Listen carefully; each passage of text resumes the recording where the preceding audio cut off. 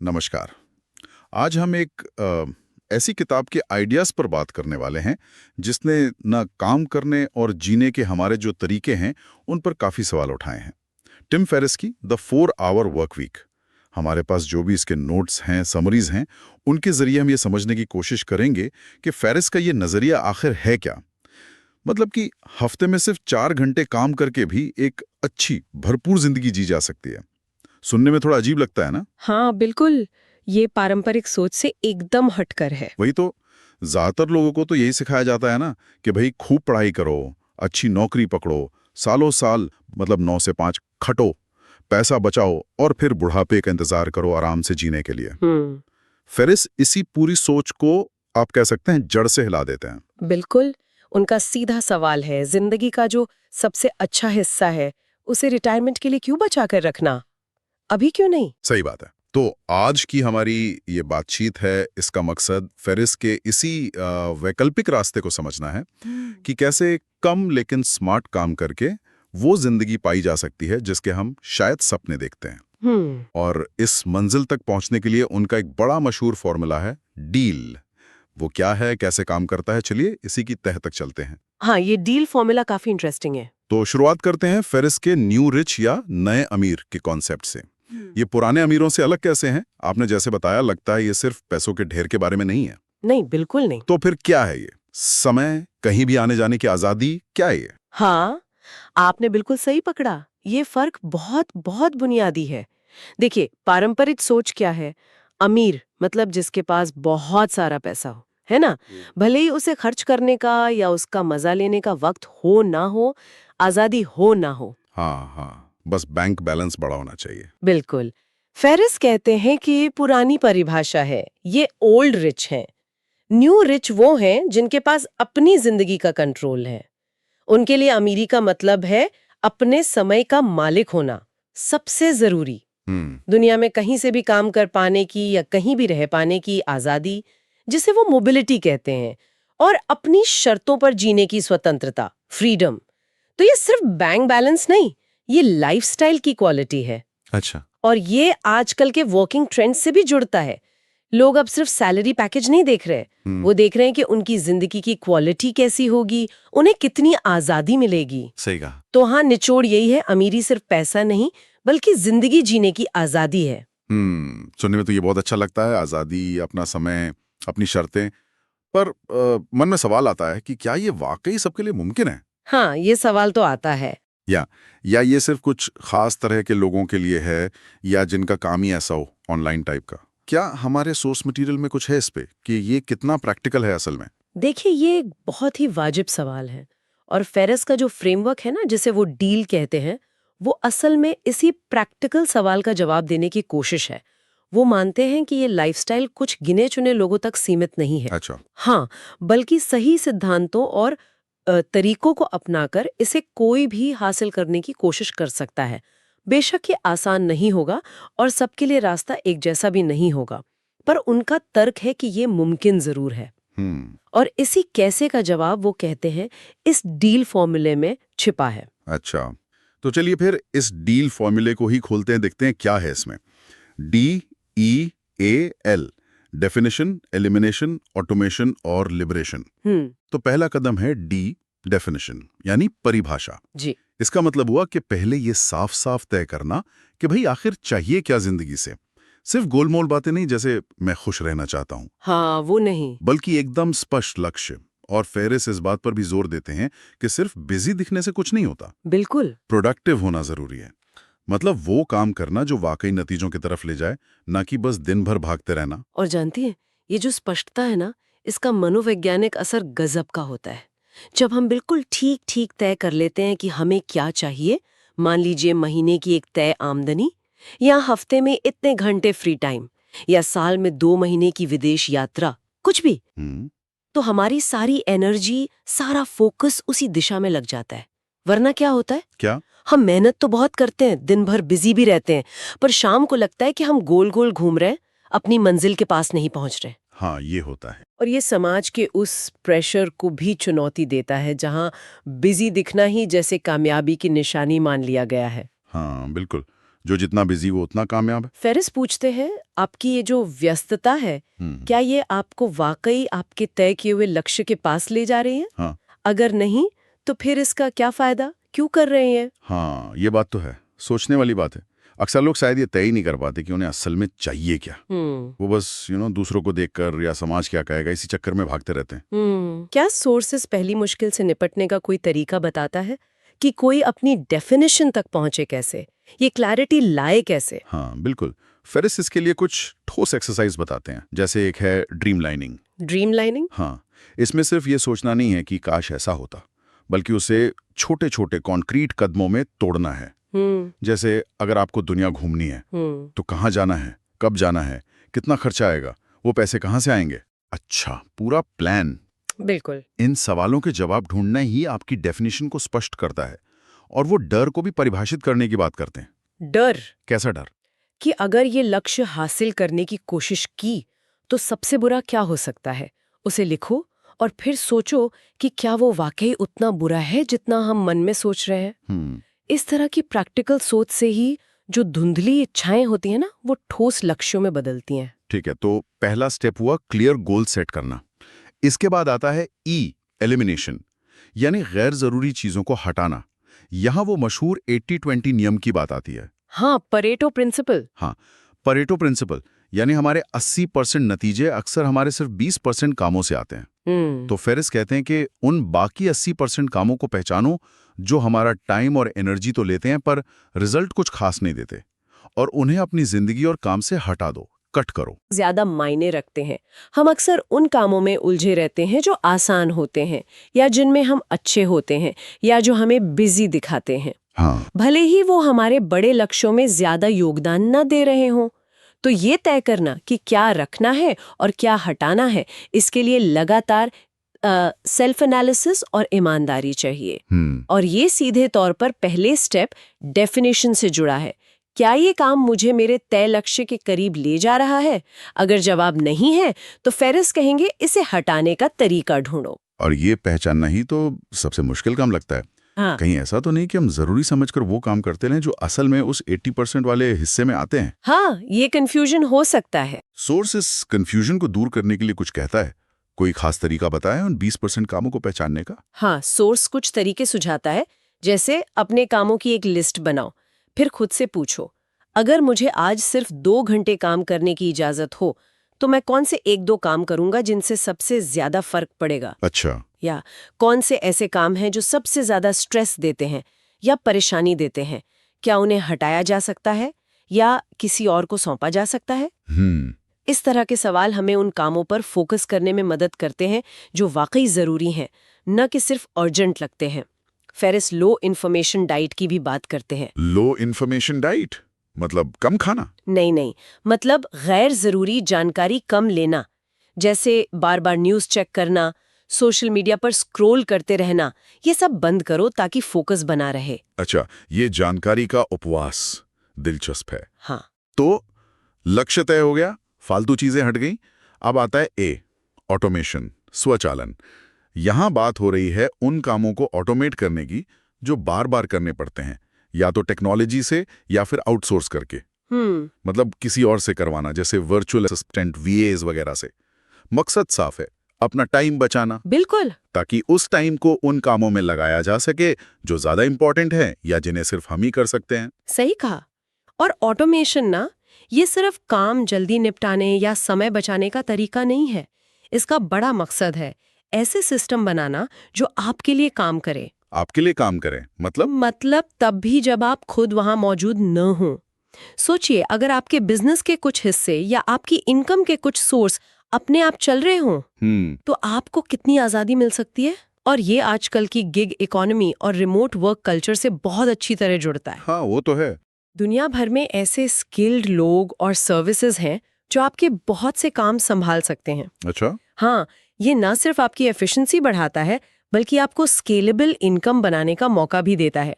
मतलब ऐसी आमदनी जो आपके सीधे समय लगाए बिना भी बढ़ सकती है। ये न्यू रिच लाइफस्टाइल का एक बहुत अहम हिस्सा है। ये ऑटोमेशन सुनने में तो कमाल का लगता है, जैसे कोई मशीन लगा दी हो जो आपके लिए काम कर रही है। हाँ। पर क्या सोर्स ये बताता है कि इसे सेटअप करने में शुरू में कितनी मेहनत लगती है या पैसा? क्या ये वाकई पैसिव है शुरू से? ऐसा तो नहीं कि सिस्टम बनाने में ही इतना टाइम और एनर्जी लग जाए कि फायदा कम लगे? नहीं, आपने बिल्कुल सही पॉइंट उठाया। सोर्स इस बात को मानता है कि ऑटोमेशन खासकर शुरुआत में मेहनत मांगता है। हाँ, मुझे भी यही लगा। चाहे वो कोई सॉफ्टवेयर सेटअप करना हो या किसी प्रोसेस को लिखना हो या सही वर्चुअल असिस्टेंट ढूंढकर उसे ट्रेन करना हो, इसमें टाइम और शायद पैसा भी लगता है। ये कोई जादू की छड़ी नहीं है। लेकिन फेरिस का तर्क है कि ये एक इन्वेस्टमेंट है। आप शुरू में टाइम और रिसोर्स लगाते हैं ताकि लंबे समय तक आपको उसका कई गुना ज्यादा फायदा मिले, बचे हुए समय और बढ़ी हुई आजादी के रूप में। अच्छा, तो ये शुरू में एक्टिव होता है ताकि बाद में पैसिव फायदे मिल सकें। कुंजी ये है कि उन कामों को ऑटोमेट किया जाए जिनका रिटर्न ऑन इन्वेस्टमेंट सबसे ज्यादा हो। समझ गया। तो डेफिनेशन, एलिमिनेशन, ऑटोमेशन के बाद आता है फाइनल स्टेप एल, लिबरेशन। मुक्ति। यहाँ किस चीज से मुक्ति की बात हो रही है? लोकेशन से, मतलब कहीं से भी काम कर पाना। हाँ बिल्कुल। सोर्स में वो दुनिया घूमने वाले उदाहरण भी थे। हाँ, लिबरेशन का मुख्य मतलब है लोकेशन की जो मजबूरी होती है उससे मुक्ति। यानी आप किसी एक ऑफिस या शहर में बंधे रहने को मजबूर ना हो। ये रिमोट वर्क और ऑनलाइन इनकम सोर्स के जरिए हासिल किया जा सकता है। लेकिन ये सिर्फ जगह की आजादी नहीं है, ये समय की आजादी भी है। मतलब आप कब काम करेंगे ये तय करने की आजादी। अच्छा, 9 से 5 से मुक्ति। हाँ बिल्कुल, उस पारंपरिक ढांचे से मुक्ति। ये आपको दुनिया घूमने, अपनी फैमिली के साथ ज्यादा टाइम बिताने या अपनी पसंद की जगह पर रहने का मौका देता है। मतलब ये सिर्फ लैपटॉप लेके बीच पर बैठने वाली फोटो नहीं है, ये पूरी सोच बदलने की बात है। बिल्कुल। लेकिन क्या ये सबके लिए संभव है? मान लीजिए किसी का काम ही ऐसा है जिसे रिमोटली नहीं किया जा सकता, डॉक्टर है या कोई कारीगर है। हाँ, ये सच है। क्या सोर्स सिर्फ डिजिटल नोमैड बनने की अच्छी बातें बताता है, ये इसकी चुनौतियों पर भी बात करता है? नहीं, चुनौतियां बिल्कुल हैं और सोर्स उन्हें अनदेखा नहीं करता। पहली बात, जैसा आपने कहा, हर तरह का काम रिमोट नहीं हो सकता, ये सच है। फेरिस ज्यादातर नॉलेज वर्क या ऐसे बिजनेस पर फोकस करते हैं जिन्हें ऑनलाइन चलाया जा सके। ठीक है। दूसरी बात, इस आजादी के साथ बड़ी जिम्मेदारी भी आती है। आपको सेल्फ डिसिप्लिन चाहिए, अच्छा टाइम मैनेजमेंट चाहिए। अकेले काम करने की आदत भी डालनी पड़ सकती है। आर्थिक स्थिरता भी एक मुद्दा है, खासकर अगर आपकी इनकम प्रोजेक्ट आधारित हो। हाँ, वो तो है। फिर वो जो पारंपरिक नौकरी वाली सिक्योरिटी होती है, उसका एहसास नहीं रहता। तो ये सिर्फ फायदों का सौदा नहीं है, इसके लिए खास माइंडसेट चाहिए, प्लानिंग चाहिए और थोड़ी अनिश्चितता को अपनाने की हिम्मत भी। ये एक मानसिक मुक्ति भी है, सिर्फ जगह की नहीं। समझ गया। तो ये था डील फॉर्मूला। लक्ष्य तय करो, फालतू हटाओ, काम ऑटोमेट करो और लोकेशन से आजाद हो जाओ। लेकिन किताब यही नहीं रुकती, इसमें लाइफस्टाइल डिजाइन की भी बात है, खासकर मिनी रिटायरमेंट का आइडिया। हाँ। ये क्या है? रिटायरमेंट तो बुढ़ापे में होता है, ये मिनी रिटायरमेंट क्या चीज है? ये फेरिस के सबसे, कह सकती हूँ, क्रांतिकारी विचारों में से एक है। अच्छा। पारंपरिक रिटायरमेंट का मतलब क्या है? 40-50 साल काम करो और फिर बची खुची जिंदगी में आराम करो, है ना? हाँ बिल्कुल। फेरिस कहते हैं क्यों? जिंदगी का मजा लेने के लिए बुढ़ापे का इंतजार क्यों करना? मिनी रिटायरमेंट का मतलब है अपने करियर के दौरान ही बीच बीच में लंबे ब्रेक लेना। लंबे ब्रेक? कितने लंबे? कुछ हफ्तों या महीनों के लिए। इन ब्रेक्स में आप वो सब कर सकते हैं जो लोग रिटायरमेंट के लिए बचाकर रखते हैं, जैसे दुनिया घूमना, कोई नया हुनर सीखना, कोई शौक पूरा करना या बस आराम करना। अरे वाह! ये जिंदगी और काम को अलग अलग डिब्बों में बांटने के बजाय उन्हें एक साथ बुनने जैसा है। लाइफ को अभी जीना है। ये मिनी रिटायरमेंट का आइडिया है तो बड़ा दिलचस्प। काम के बीच में लंबे ब्रेक, पर क्या इससे करियर पर बुरा असर नहीं पड़ता? आजकल तो लोग 1-2 हफ्ते की छुट्टी लेने में भी सोचते हैं। हाँ, ये चिंता होती है। क्या सोर्स इस प्रैक्टिकल चिंता पर भी बात करता है कि भाई बार बार लंबे ब्रेक लोगे तो कहीं रेस में पीछे तो नहीं रह जाओगे? हाँ, ये चिंता बिल्कुल स्वाभाविक है। सोर्स मानता है कि पारंपरिक करियर के रास्ते में ये मुश्किल लग सकता है, लेकिन फेरिस का तर्क है कि अगर आपने डीएल के सिद्धांतों को ठीक से अपनाया है, मतलब आपके पास ऑटोमेटेड इनकम सोर्स है, आप लोकेशन इंडिपेंडेंट हैं और आपने फालतू कामों को हटा दिया है, तो आप ऐसे ब्रेक ले सकते हैं। उनका ये भी मानना है कि ये ब्रेक असल में आपको ज्यादा प्रोडक्टिव और क्रिएटिव बनाते हैं। आप तरोताजा होकर लौटते हैं नए नजरिए के साथ। अच्छा। हाँ, और अगर आपका काम आपकी फिजिकल मौजूदगी पर निर्भर नहीं है तो आप ब्रेक के दौरान भी थोड़ा बहुत काम मैनेज कर सकते हैं अगर चाहें तो। ये पारंपरिक सोच को चुनौती जरूर देता है, लेकिन न्यू रिच के नजरिए से ये करियर में रुकावट नहीं बल्कि उसका एक हिस्सा है। लाइफ को एंजॉय करने का तरीका है। ठीक है, लेकिन इस सब में, इस पूरे नए रास्ते पर चलने में एक बड़ी रुकावट हो सकती है डर। डर तो लगता है। नौकरी छोड़ने का डर, नया बिजनेस शुरू करने का डर, पैसे की कमी का डर, फेल होने का डर, अनिश्चितता का डर। क्या किताब इस डर से निपटने का कोई तरीका बताती है? हाँ बिल्कुल। फेरिस फियर सेटिंग नाम की एक तकनीक बताते हैं। फियर सेटिंग, ये क्या है? गोल सेटिंग जैसा? हाँ, कुछ वैसा ही। पर यहाँ आप अपने डर को सेट करते हैं, उसे परिभाषित करते हैं। मतलब आप जिस चीज से डर रहे हैं उसके बारे में विस्तार से लिखते हैं, 4 पॉइंट्स में। अच्छा, क्या हैं वो पॉइंट्स? पहला, सबसे बुरा क्या हो सकता है, उसे पूरी डिटेल में लिखो, हर पहलू। दूसरा, उस बुरे नतीजे को रोकने के लिए आप क्या-क्या कर सकते हैं, प्रिवेंटिव मेजर्स। तीसरा, अगर सबसे बुरा हो भी गया तो आप उसे ठीक करने या उससे उभरने के लिए क्या कदम उठा सकते हैं, रिपेयर प्लान। और चौथा, इस कदम को उठाने के या न उठाने के फायदे क्या हैं, शॉर्ट टर्म और लॉन्ग टर्म दोनों। अच्छा, ये तकनीक ना डर के मनोविज्ञान पर काम करती है। अक्सर हमारे डर कैसे होते हैं, धुंधले, बड़े, अस्पष्ट। हाँ, मन में ही घूमते रहते हैं। बिल्कुल। जब हम उन्हें कागज पर उतारते हैं, उनका विश्लेषण करते हैं, तो वो ज्यादा स्पष्ट और अक्सर कम डरावने लगने लगते हैं। हमें समझ आता है कि सबसे बुरा नतीजा शायद उतना भी बुरा नहीं है या उससे निपटा जा सकता है। ये हमें डर के कारण जो हम जम जाते हैं ना, एक्शन नहीं ले पाते। हाँ, पैरालिसिस हो जाता है। हाँ, उस पैरालिसिस से निकालकर एक्शन लेने की हिम्मत देता है। डर को नाम देना और उसे समझना ही उसे काबू करने का पहला कदम है। ये तो काफी प्रैक्टिकल तरीका लगता है डर से डील करने का। अच्छा, डर के अलावा पैसे का सवाल भी तो है। हाँ, वो तो सबसे बड़ा सवाल है। ये सारी आजादी और मिनी रिटायरमेंट तभी मुमकिन है जब आमदनी का जरिया हो, पैसा आ रहा हो। सोर्स पैसिव इनकम की बात करता है। ये क्या होती है और इसे कैसे बनाया जा सकता है, इसके बारे में कुछ पता है? हाँ, पैसिव इनकम यानी ऐसी आमदनी जिसके लिए आपको लगातार एक्टिवली काम न करना पड़े। अच्छा। मतलब आप सो रहे हो या मान लीजिए मिनी रिटायरमेंट पर हो, तब भी पैसा आ रहा हो। सोर्स कई तरीके बताता है, जैसे अपनी जानकारी या हुनर पर आधारित ऑनलाइन कोर्स बनाना और बेचना। आजकल बहुत चल रहा है ये। हाँ, ई किताबें लिखना, किसी खास विषय पर ब्लॉग या वेबसाइट बनाकर उस पर विज्ञापन या अफिलिएट मार्केटिंग से कमाना, कोई ऑनलाइन प्रोडक्ट या सर्विस बेचना मतलब ई कॉमर्स, या फिर किसी ऐसे बिजनेस में इन्वेस्ट करना जिसे दूसरे लोग चला रहे हो। ये तरीके न्यू रिच लाइफस्टाइल को सपोर्ट करते हैं, क्योंकि ये आपकी कमाई को आपके लगाए गए समय से अलग कर देते हैं, डिकपल कर देते हैं। हाँ, पर जैसे हमने पहले भी ऑटोमेशन के टाइम बात की थी, ये पैसिव शब्द थोड़ा मिसलीडिंग हो सकता है ना? शुरू में तो काफी मेहनत लगती होगी इन सब चीजों को सेटअप करने में। ऐसा तो नहीं कि बस आज सोचा और कल से पैसिव इनकम आने लगी? नहीं नहीं, बिल्कुल नहीं। पैसिव इनकम का मतलब बिना मेहनत की इनकम बिल्कुल नहीं है। अच्छा। इसका मतलब है कि एक बार सिस्टम बनाने और उसे चलाने लायक बनाने के लिए शुरू में बहुत मेहनत, समय और शायद पैसा भी लगाना पड़ता है। आपको प्रोडक्ट बनाना है, मार्केटिंग करनी है, कस्टमर सर्विस देखनी है, सिस्टम ऑटोमेट करना है। हाँ, काफी काम है। हाँ, लेकिन एक बार ये सब हो जाए तो फिर उसे बनाए रखने के लिए तुलनात्मक रूप से कम मेहनत लगती है और वो आपको लगातार आमदनी दे सकता है बिना आपके हर पल मौजूद रहे। ये फिर से ऑटोमेशन और लिबरेशन के सिद्धांतों से जुड़ता है। ऐसे सिस्टम बनाना जो आपके लिए काम करे और आपको समय और जगह की आजादी दें। समझ गया।